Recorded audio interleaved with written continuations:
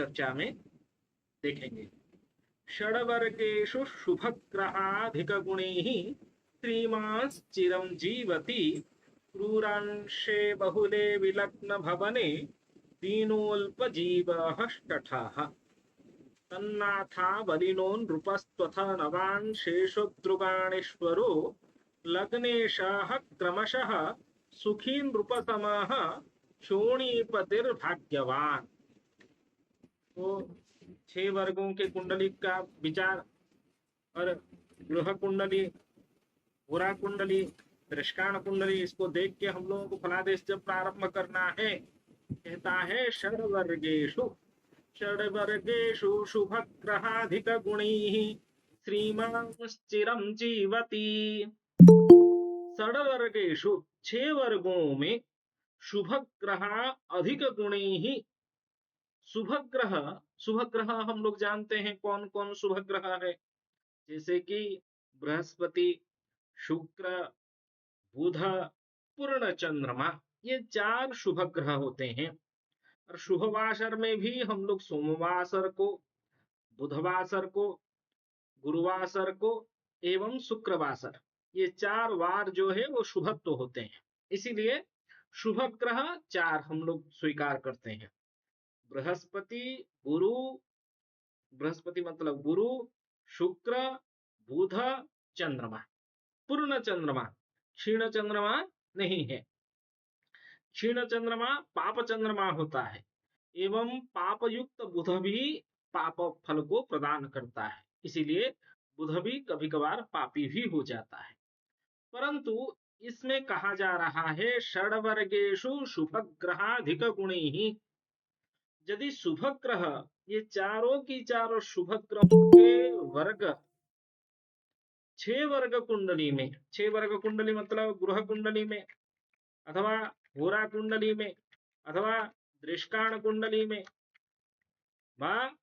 नवांश कुंडली में, द्वादशांश कुंडली में एवं त्रिंशांश कुंडली में, त्रिंशांश कुंडली में ये 6 वर्ग की कुंडली में गुरु, शुक्र, बुध एवं पूर्ण चंद्रमा, हम लोग को इसको पूर्ण चंद्रमा करके लिख सकते हैं। पूर्ण चंद्रमा, ये चार ग्रह यदि ये 6 वर्ग कुंडली में शुभत्व में बैठे हो, शुभत्व का अर्थ हम लोग जानते हैं, कल की कक्षा में पढ़े हैं। शुभ वर्ग मतलब स्वराशि में बैठा हो अथवा स्व उच्च राशि में स्थित हो, तभी क्या होगा ना, श्रीमान। श्रीमान, श्रीमान का अर्थ धनवान होता है, श्री धन के अर्थ में प्रयोग किया जाता है। श्रीमान चिरम जीवति, अर्थात व्यक्ति व जातक क्या होता है, धनवान होता है एवं चिरंजीवी, जिसको हम लोग कहते हैं चिरंजीवी। चिरंजीवी मतलब दीर्घायु, दीर्घायु युक्त होता है। ये तो शुभ बल हुआ ना। शुभ ग्रह गृह, होरा, दृष्टान, नवांश, द्वादशांश, त्रिंशांश, ये 6 वर्ग कुंडली में कहां बैठे हैं, एक उदाहरण के लिए हम लोग देख लेते हैं। ओम पराशर, हम लोग ओम पराशर में एक बार नजर डालते हैं। ये 2/6/2013 12:25 PM मुंबई, इसका जातक है किसी का। 2/6/2013, 2 जून 2013, 2013, 12:25 PM, मतलब मध्याह्न में जन्म है। इसका जन्म कुंडली आपके सामने बैठा है, स्थित है एवं नवांश कुंडली है। हम लोग हमेशा जन्म कुंडली में गुरु, शुक्र, बुध एवं पूर्ण चंद्रमा को देखेंगे। यहाँ पूर्ण चंद्रमा स्थित नहीं है, क्योंकि सूर्य के निकटवर्ती होने से ये कौन से तिथि में उत्पन्न होगा, ये क्षीण चंद्रमा होगी। क्योंकि चंद्रमा से 7वें घर में यदि सूर्य से 7वें घर में यदि चंद्रमा बैठा हो तभी पूर्णिमा होती है। ये तो आके सूर्य से एकादश स्थान में 11वें घर में चंद्रमा बैठा है। 11th हाउस में सूर्य को एक करके गिनती करेंगे तो हम लोग चंद्रमा तक गिनती करेंगे तो 11 होगा, तो एकादश स्थान में। तो इससे पता चलता है चंद्रमा क्षीण चंद्रमा है। क्षीण चंद्रमा शुभत्व नहीं होता है। यहाँ मूल विवरण देखेंगे तो ये नवमी तिथि में, कौन से तिथि नवमी ना, कृष्ण पक्ष के नवमी तिथि में शिशु का जन्म है। कृष्ण पक्ष के नवमी तिथि क्षीण चंद्रमा होता है, क्योंकि हम लोग जो पढ़े हैं वो पंचमी तक, शुक्ल पक्ष के पंचमी तक जो कृष्ण पक्ष के पंचमी तक जो चंद्रमा है वह पूर्णत्व है, शुभत्व है। नवमी में जन्म होने के कारण यह चंद्रमा क्या हो गया, क्षीणत्व हो गया। एवं यहाँ गुरु शुक्र बुध जन्म कुंडली में बैठे हैं, कहा, मिथुन राशि में। मिथुन राशि शुक्र का मित्र राशि है, क्योंकि मिथुन राशि का अधिपति बुध है और बुध के साथ शुक्र का संबंध मित्रता है। परंतु बृहस्पति तो मित्र नहीं है ना, बृहस्पति तो शत्रु के घर में बैठ गया, क्योंकि बृहस्पति बुध को शत्रु मानता है। तो यहाँ शुक्र बुध, बुध स्वगृहस्थ है, शुक्र मित्र क्षेत्रस्थ है, बृहस्पति अशुभत्व हो गया, एवं चंद्रमा भी क्षीणत्व हो गया। इसके बाद नवांश कुंडली सामने में भी है आप लोगों के। नवांश कुंडली में देखें तो शुक्र बैठा है वृश्चिक राशि में। वृश्चिक राशि का अधिपति मंगल, एवं मंगल के साथ शुक्र का संबंध मित्रता नहीं है। बा शुक्र वृश्चिक राशि में ना स्वगृही, ना उच्चस्थ, ना मूल त्रिकोण होता है, तो शुक्र पॉजिटिव नहीं है। बुध धनु राशि में स्थित होने के कारण वह भी पॉजिटिव नहीं है, क्योंकि धनु राशि का अधिपति गुरु है। गुरु के साथ बुध का मित्रता नहीं है। और गुरु भी तुला राशि में, शुक्र के राशि में। तभी ये तीनों, बृहस्पति शुक्र बुध, ये तीनों नवांश कुंडली में अशुभत्व क्षेत्र में स्थित है। उसके बाद आप होरा कुंडली देख लीजिए। होरा कुंडली में बुध शुक्र, बुध भले ही सूर्य के साथ उसका संबंध मित्र है, परंतु शुक्र का तो नहीं है, शुक्र तो शत्रु, इसलिए वो शत्रु के घर में बैठा है। और बृहस्पति मित्र स्थान में स्थित है। होरा कुंडली में शुक्र अशुभत्व हो गया। इसे दृष्टान कुंडली में विचार करें तो शुक्र बुध गुरु ये तीनों वही मिथुन राशि में स्थित है। मतलब वैसे ही संबंध जैसे लग्न में चंद्रमा तो पापी हो गया, इसलिए हम लोग चंद्रमा को छोड़ दिए और बाकी शुक्र बुध गुरु को देख रहे हैं। और शुक्र बुध गुरु में केवल शुक्र बुध ही पॉजिटिव रह रहे हैं और गुरु भी यहाँ भी नेगेटिव है, क्योंकि वो शत्रु क्षेत्रस्थ है, शुभत्व नहीं है, शुभ वर्गस्थ नहीं है। दृष्टान के बाद इसी प्रकार द्वादशांश कुंडली, द्वादशांश कुंडली में शुक्र चंद्रमा के द्वादशांश में बैठा है, गुरु मिथुन द्वादशांश में, बुध के द्वादशांश में बैठा है, और बुध यहाँ कन्या राशि में स्वगृहस्थ व उच्चस्थ है। द्वादशांश बुध के लिए बुध हर स्थान में शुभत्व की ओर जा रहा है, केवल अकेला बुध ही हम लोगों को शुभत्व की ओर देख रहा है। इसी प्रकार हम लोग त्रिंशांश कुंडली को देखेंगे तो इसमें भी बुध मित्र क्षेत्रस्थ है, परंतु गुरु मित्र क्षेत्रस्थ, शुक्र मंगल के घर में बैठने के कारण वह अशुभत्व हो गया, ना शुभत्व का फल प्राप्ति हो रहा है। तो ये श्लोक में हम लोग विचार कर रहे हैं, यदि किसी भी कुंडली में 6 वर्गों में शुभ ग्रह अधिक गुण से युक्त होंगे, यहाँ शुभ ग्रह अधिक गुण से युक्त नहीं है, तो श्रीमान चिरम जीवती जो फल होगा वो घटित होगा क्या? नहीं होगा। शिशु रोगाक्रांत हो सकता है बार बार, और अल्पायु भी हो सकता है, क्योंकि चिरंजीवती का अपोजिट क्या होता है? अल्पायु भी होगा।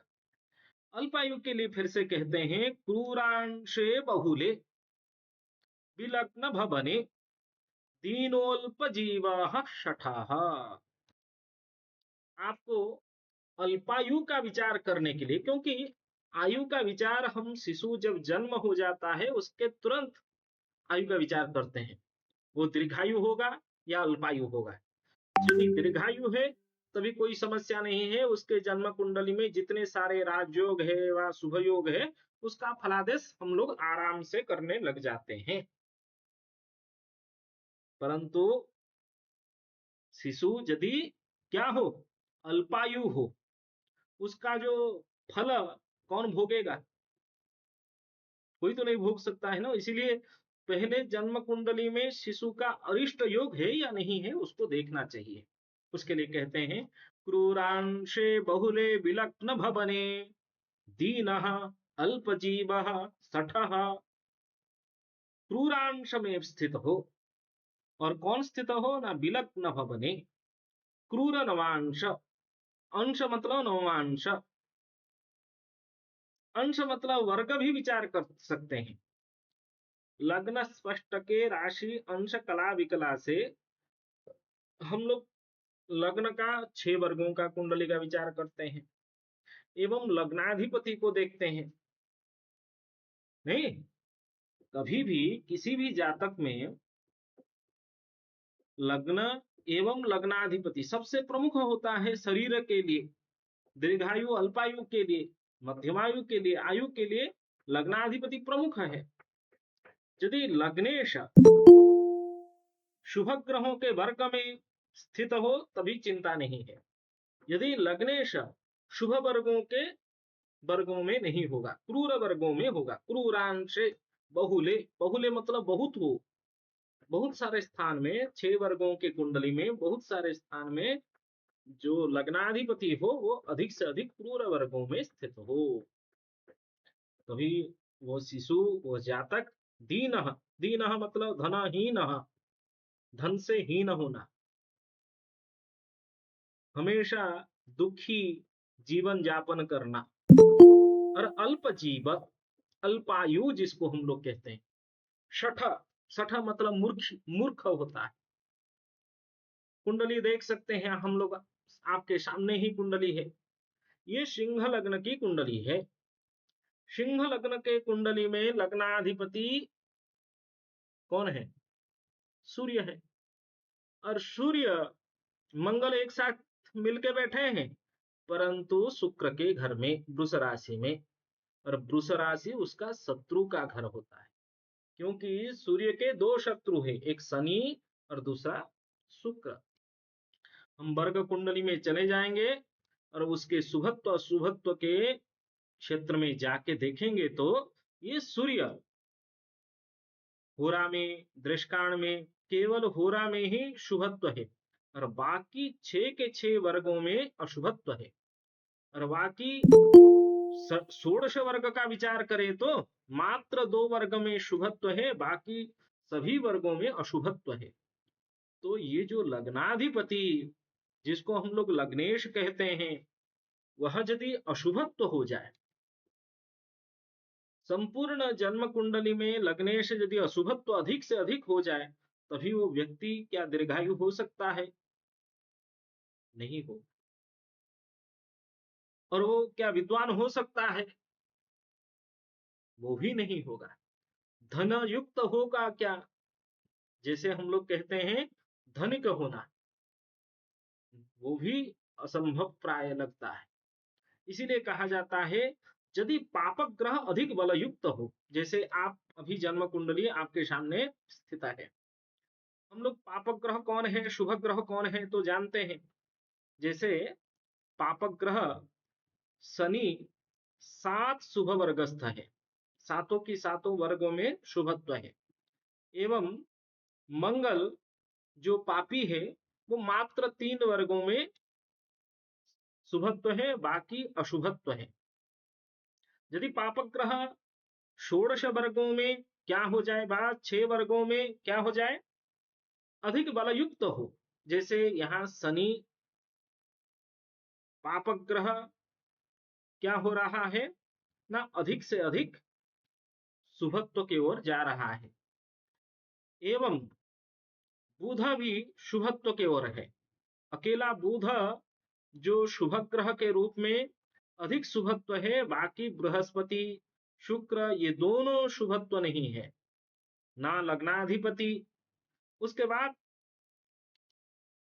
हम लोग विचार करते हैं तो पापक ग्रह के रूप में शनि अधिक शुभ वर्गस्थ होने के कारण, और शनि आयु का कारक होता है, इसीलिए पापक ग्रह एवं शनि यदि आयु का कारक ग्रह शुभत्व हो जाए, व्यक्ति भले ही दीर्घायु हो परंतु रोगाक्रांत तो होता है, कई सारे रोगों में वह पीड़ित होता है। फलादेश करते समय हम लोगों का दृष्टि चारों ओर होना चाहिए। चतुरंग बली राजा, जैसे एक राजा 4 अंगों से बली होता है, वैसे एक दैवज्ञ का दृष्टि सभी के ओर जाना चाहिए। केवल जन्म कुंडली को देख के ही वो फलादेश ना करें। हर वर्ग कुंडली में सूर्य कहाँ बैठा है, शत्रु के क्षेत्र में या मित्र के क्षेत्र में, लग्न क्या है, लग्नाधिपति कौन है, चंद्रमा कहाँ स्थित है, चंद्र स्थित रास्याधिपति पुत्र कहाँ पे विद्यमान है, उस सभी बिंदुओं को देखने से हम लोगों को फलादेश करने में अति सुविधा होती है। शनि बलवान है क्या निर्बल है, यहाँ जन्म कुंडली में लग्नाधिपति सबसे अधिक बलवान है। जैसे सूर्य लग्नाधिपति अधिक बलवान है, शनि भले ही षोडश वर्ग में शुभत्व हो जाए, सूर्य भले ही अशुभत्व षोडश वर्ग में है, परंतु बलयुक्त है। बलयुक्त लग्नाधिपति होने से भी व्यक्ति दीर्घायु होता है, भले ही रोगाक्रांत होता है, बार बार रोग से ग्रस्त होता है, परंतु दीर्घायु होता है। और शैशव अवस्था में, बचपन में शिशु का बालारिष्ट विचार करने के लिए हम लोग हमेशा चंद्र स्थित राशि, लग्नाधिपति, लग्न के ऊपर किस ग्रहों का दृष्टि है, जैसे यहाँ मंगल बैठा है, मंगल का चतुर्थ दृष्टि जो होता है वो पूर्ण दृष्टि है। मंगल जो भाग्याधिपति एवं क्रूर ग्रह, पापक ग्रह, चतुर्थेश नवमेश मंगल जो संपूर्ण सिंह लग्न के कुंडली में शुभ कारक ग्रह है, योग कारक ग्रह हम लोग जानते हैं मंगल को, पराक्रमी ग्रह है, परंतु वो नैसर्गिक रूप से क्या है, अग्नि तत्व युक्त, पित्त रोग उत्पन्न करने वाला एवं क्रूर ग्रह है। और किसके साथ मिलकर बैठा है ना, लग्नेश के साथ, सूर्य के साथ, और वह सूर्य अग्नि तत्व से युक्त है, इसलिए क्रूरत्व का प्रभाव पित्त विकार जनित रोग अधिक से अधिक उत्पन्न होने की संभावना वहां हो जाती है। पित्त विकार होने से पेट की दर्दी, पेट में रोग, उदर पीड़ा, कई सारे उदर जनित रोग उत्पन्न होते हैं शरीर में। उसके साथ यहाँ आप देखेंगे तो मंगल का पूर्ण दृष्टि लग्न के ऊपर है, क्योंकि मंगल चतुर्थ दृष्टि, चतुर्थ एवं अष्टम दृष्टि मंगल का पूर्ण दृष्टि है। मंगल बैठा है दशम में एवं क्रूर ग्रह है, भले ही योग कारक ग्रह है, सिंह लग्न में उसको दोष नहीं लगता है, परंतु ये मंगल अग्नि, अग्नि तत्व का अधिक होने से क्या समस्या होती है, ज्यादा क्रूरत्व होने के प्रभाव जो होता है वह पित्त, अधिक पित्त होने के कारण भी अनेक सारे रोग उत्पत्ति होती है। इसी प्रकार हम लोग जब विचार करेंगे कौन से ग्रह शुभ वर्गस्थ है, ये देखिए उसके बाद वो क्या कहते हैं, तन्नाथा बलिनो नृपस् तथो नवांशेष दृगाणीश्वरो लग्नेशः क्रमशः सुखी नृपसमः क्षोणीपतिर्भाग्यवान। हमेशा लग्नेश तन्नाथा, तन्नाथा इत्युक्ते विलग्न भवन, लग्न भवन का जो अधिपति, लग्नाधिपति। यदि बलीनो, यहाँ जैसे कुंडली अभी देख रहे थे, सूर्य बलयुक्त है, अधिक बलवान है, एवं उसको कहाँ देखना है? नवांशेषु दृग्गाणेश्वरो, जो लग्नाधिपति, लग्न के नवांश एवं उसका नवांश का स्वामी, लग्न का दृष्काण एवं उस दृष्काण का स्वामी, एवं लग्नाधिपति। तीन चीज हो गया ना। पहले हम देखें लग्न, अच्छे से ध्यान से इसको समझिए। पहले क्या देखें? लग्न। लग्न के राशि अंश कला विकला के अनुसार नवांश कुंडली एवं दृष्काण कुंडली बन गया। उसमें लग्ने, लग्न का अधिपति जिस राशि में बैठा हो नवांश कुंडली में, दृष्काण कुंडली में भी जहां बैठा हो वो शुभत्व हो, एवं लग्न भी शुभत्व हो। उदाहरण के लिए यहां नजर थोड़ा सा डाल दीजिए। ये हो गया सिंह लग्न की कुंडली। सिंह लग्न की कुंडली में सूर्य नवांश कुंडली में कहा स्थित है? ना बुध के नवांश में, मिथुन नवांश में स्थित है। और सूर्य का जो मित्र होते हैं वो तीन ग्रह, एक तो मंगल, सूर्य, मंगल चंद्रमा, बृहस्पति। बुध उसका उसका समत्व है, मित्र नहीं है। और क्या देखें हम लोग, तुरंत हमारा नजर चला गया तो लग्न कुंडली में लग्न सिंह लग्न है, नवांश कुंडली में भी सिंह लग्न है। ये भी पॉजिटिव होता है, शुभत्व होता है। इसको वर्गोत्तम कहा जाता है, वर्ग का उत्तम वर्ग। जो लग्न कुंडली में लग्न हो, नवांश कुंडली में यदि वही लग्न हो जाए उसको वर्गोत्तम कहा जाता है। हम लोग अभी कहा ना, वो उस नवांश का अधिपति, यहां तो वही सिंह हो गया, सिंह का अधिपति तो सूर्य है, तो वो सिंह का सूर्य सम राशि में बैठा है, ना शत्रु के क्षेत्र में, ना मित्र में, ना स्वगृही में, ना उच्च में, ना मूल त्रिकोण में, ना पॉजिटिव है ना नेगेटिव है, मिश्रित फलदायी है यहाँ। और फिर से हम चले गए दृष्काण कुंडली में, क्योंकि ये क्या कहता है? लग्न देखिए, और लग्न का नवांश कुंडली और लग्न का दृष्काण कुंडली। दृष्काण कुंडली में देखे तो लग्न प्राप्त हुआ धनु लग्न। धनु लग्न, सिंह लग्न, ये दोनों परस्पर में क्या है? मित्रता है। क्योंकि सिंह लग्न का अधिपति सूर्य, धनु लग्न का अधिपति गुरु, इन दोनों में मित्रता है। दृष्काण कुंडली में भी मित्रता आ गया है। और परंतु इस दृष्काणेश, वह श्लोक में क्या? दृक्काणेश्वरो, नवांशेषो दृक्काणेश्वरो यदि बलयुक्तो। बृहस्पति जो दृष्काण का स्वामी गुरु बैठा है वह भी मिथुन दृष्काण में, तो मिथुन बृहस्पति का शत्रु होता है। तो यहाँ मिश्रित फल होगा, ना अत्यधिक शुभत्व है ना अशुभत्व है। जो हम लोग अभी फल कथन में पढ़ रहे हैं ना, नृप समः, राजा के तुल्य होगा नृपः। तथो नवांशेषो दृक्काणेश्वरो लग्नेशः क्रमशः सुखी। यदि नवांशेषो बलयुक्त, नवांशेषो लग्नेशो दोनों बलयुक्त हो व शुभ वर्गस्थ हो, तभी नृप समः, राजा हो, राजा के तुल्य वो फल प्राप्ति करेगा, वह सुखी होगी। दृक्काणेश होने से वो संपूर्ण क्षोणिपतिर भाग्यवान हो जाएगा, राजा भी होगा और भाग्ययुक्त भी हो जाएगा, दोनों यदि फल प्राप्ति हो जाए। जैसे यहाँ हम लोगों को इस कुंडली से क्या पता चल रहा है? ना वो, ना राजा, ना राजा तुल्य फल, मध्यम फलदायी, केवल सामान्य कर्म नियुक्ति से उसको फल प्राप्ति होगा। परंतु हम लोग जन्म कुंडली देखेंगे तो क्या देखेंगे?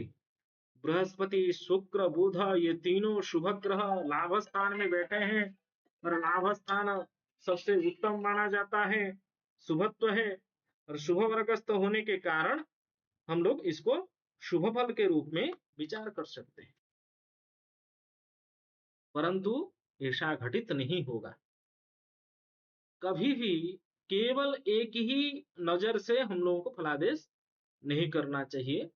इसी के साथ आगे के श्लोक हम लोग चिंतन कर लेते हैं। आगे के श्लोक में क्या कहता है, नेक्स्ट देखिए।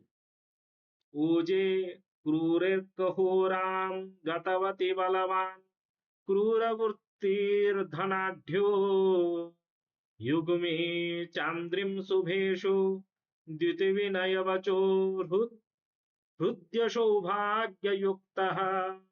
और एक बार देखिए। ऊजे क्रूरेर्कहोराम गतवति बलवान क्रूरवृत्तिर्धनाढ्यो युग्मे चांद्रिम शुभेषु द्युतिविनयवचो हृदय सौभाग्य युक्तः। ओजे, ओजे कहने से ओज क्या है? ओजे क्रूरेषु युक्ते। ओजा विषम राशि, विषम राशि को ओज राशि कहते हैं। जैसे 1, 3, 5 और 7, 9 और 11। मेष, मिथुन, सिंह, तुला, धनु, कुंभ, ये ओज राशि है, विषम राशि है। ओजे क्रूरे अर्कहोराम।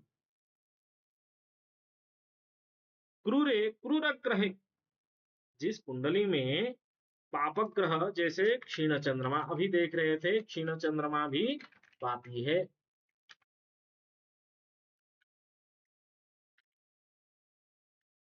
क्षीण चंद्रमा पापी है।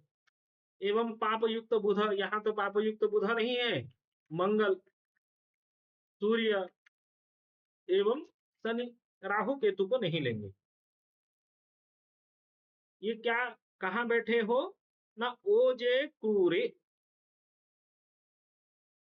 ओज राशि में, विषम राशि में स्थित हो। जैसे यहाँ कुंडली आप लोग देखिए तुरंत फटाक से।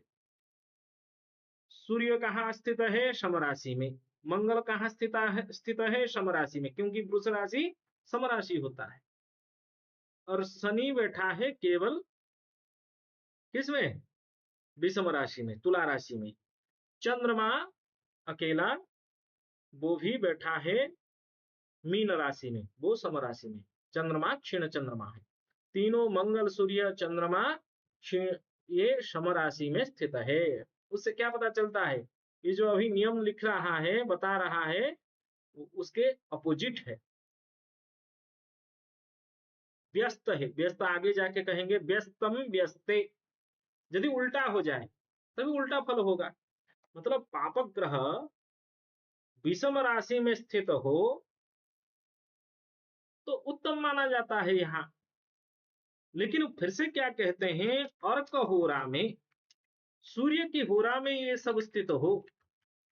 होरा कुंडली हम लोगों को पता है, राश्यर्धम होरा, एक राशि में 2 होरा होते हैं, और एक होरा 15 अंश का है। और प्रथम विषम राशि में प्रथम होरा सूर्य, द्वितीय होरा चंद्रमा।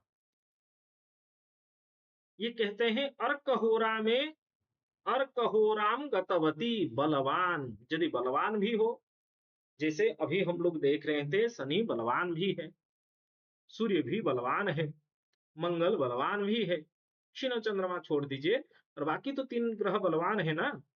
ये तीनों यदि सूर्य के होरा में स्थित हो जाए, एक तो विषम राशि में स्थित हो, फिर से क्या हो? सूर्य के होरा में। दोनों कंडीशन होना चाहिए। फर्स्ट कंडीशन, विषम राशि में पापक ग्रह रहे बैठे। सेकंड कंडीशन क्या है ना? ये किस होरा में ना? सूर्य होरा में स्थित हो। यहाँ आप लोगों के सामने होरा कुंडली निकाल लेंगे। सभी कुंडली में तो ऐसा नहीं दिखेगा। जैसे सूर्य, शनि, ये दोनों सूर्य होरा में स्थित है। सूर्य होरा मतलब सिंह होरा, दिख रहा है। सूर्य शनि ये दोनों सूर्य के होरा में विद्यमान है, परंतु मंगल चंद्रमा ये कर्क होरा में, क्योंकि दो होरा होता है ना, एक सिंह का दूसरा कर्क का। यदि मंगल चंद्रमा भी यहाँ आ जाते तभी वो योग बन जाता। एवं यहाँ भी जन्म कुंडली में मंगल सूर्य यदि विषम राशि में स्थित होते, चंद्रमा भी विषम राशि में होता, तभी वहां योग बन जाता। इस प्रकार की शुभ योग। लेकिन ये कौन सा शुभ योग है ना, कहता है क्रूर वृत्तिर धनाढ्य। गलत काम करने से जो क्रूर वृत्ति हम लोग कहते हैं, गलत काम करने से भी धन उपार्जन करने से धनिक हो जाना, अच्छा धनवान हो जाना। क्रूर वृत्तिर धनाढ्य, समझ रहे हैं। ओजे क्रूरे अर्क हो राम गतवती बलवान क्रूर वृत्तिर धनाढ्य, ये कंडीशन है। चिंतन यहां सोच लीजिए, उदाहरण के लिए मंगल सूर्य सिंह राशि में स्थित हो, इसे आप कुंडली उदाहरण के लिए बना सकते हैं। मंगल सूर्य सिंह राशि में स्थित हो एवं होरा कुंडली में भी मंगल सूर्य, सूर्य तो बैठा है, मंगल भी आके बैठ जाए सिंह राशि के होरा में, और शनि तो यहाँ विषम राशि में है, तो यहाँ भी सूर्य के होरा में है। तुरंत वह व्यक्ति आप क्या कहेंगे, ये गलत काम करके भी अच्छा धनी हो जाएगा। धनयुक्त योग वहां धनाढ्य योग बन जाता है। मतलब पापक ग्रह विषम होरा में शुभ फलप्रद होते हैं, इसका मतलब यही निकला। आजकल के जमाना में, आज तो कोई कुछ भी करे केवल पैसा कमाने की दृष्टि रहती है ना सभी का, नहीं केवल धन उपार्जन हो। और हम लोग दैवज्ञ हैं, और दैवज्ञ इधर उधर का झूठ मूठ का भी फलादेश आजकल करके भी हम लोग भी खूब कम पैसा कमा रहे हैं। कुछ कह देते हैं, कुछ प्रतिकार लिख देते हैं, उसके कर्मकांड भी करते हैं रहते हैं, नहीं। चलिए उसके बाद और क्या श्लोक में है। युग में चांद्रिम शुभेशु द्युति विनय बचो हृदय सौभाग्य युक्त। युग में, युग में कहने से क्या अर्थ होगा, युग्म राशि में। युग्म राशि समराशि, और समराशि आप लोग जानते हैं समराशि कौन से हैं। दो, मतलब वृषभ राशि, कर्क राशि, कन्या राशि, वृश्चिक राशि, मकर राशि एवं मीन राशि। ये मैं संख्या में लिख देता हूं, अंकों में, नंबर्स में लिख रहा हूं। एवं शुभेशु, इसका जस्ट विपरीत उल्टा कर दिए। क्या ना, शुभ ग्रह समराशि में स्थित हो। शुभ ग्रह कौन कौन तो है हम लोग जानते हैं।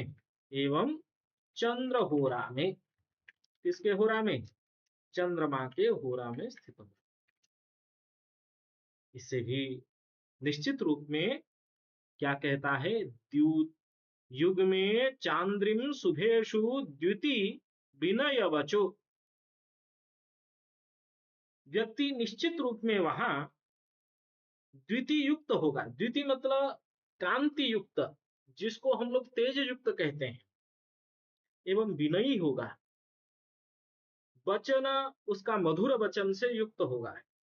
हृदय, हृद बिन मन मनोहारी वचो जिसको हम लोग कहते हैं, और सौभाग्य युक्त भी होगा। अभी आप इस कुंडली को देख सकते हैं, आपके सामने होरा कुंडली तो है, परंतु बुध गुरु शुक्र ये तीनों कहाँ बैठे हैं ना, सूर्य के होरा में, चंद्रमा के होरा में नहीं है। तीनों की तीनों शुभ ग्रह सूर्य के होरा में स्थित है। और इधर भी जन्म कुंडली में ये मिथुन राशि में स्थित है। मिथुन राशि विषम राशि है, ये सम राशि में तीनों ग्रह नहीं है। ना इधर चंद्र के होरा में है, ना इधर भी। तो ये शिशु का जब हम लोग फलादेश करेंगे तब क्या करेंगे? ना ये विनयी होगा, ना ये मधुर वचन युक्त होगा, इसका विपरीत फल कहेंगे। ना ये सौभाग्य युक्त हो सकता है। लेकिन हम लोगों को आंख में दिख रहा है गुरु शुक्र बुध ये तीनों बैठे हैं एकादश भाव में। हम लोग जब कर्मकांड करते हैं, पूजा पाठ करते हैं, एकादशस्थाः शुभ फल प्रदाः भवेयुः, सभी सभी ग्रह सर्वे ग्रह एकादशस्थाः, पुण्यवाचन करते वक्त हम लोग कहते हैं एकादश में स्थित होके सभी ग्रह शुभ फल प्रद हो। परंतु एकादश लाभ स्थान है, वो पुण्यवाचन अलग है। यहाँ शुभ ग्रह भले ही बैठ जाए, जन्म कुंडली में देखने वाले ग्रह होरा कुंडली में धन संपत्ति, होरा कुंडली से क्या विचार करते हैं? धन संपत्ति का विचार करते हैं। तो वहां हम लोग धनिक होगा या धनिक नहीं होगा उसका विचार तुरंत कर सकते हैं।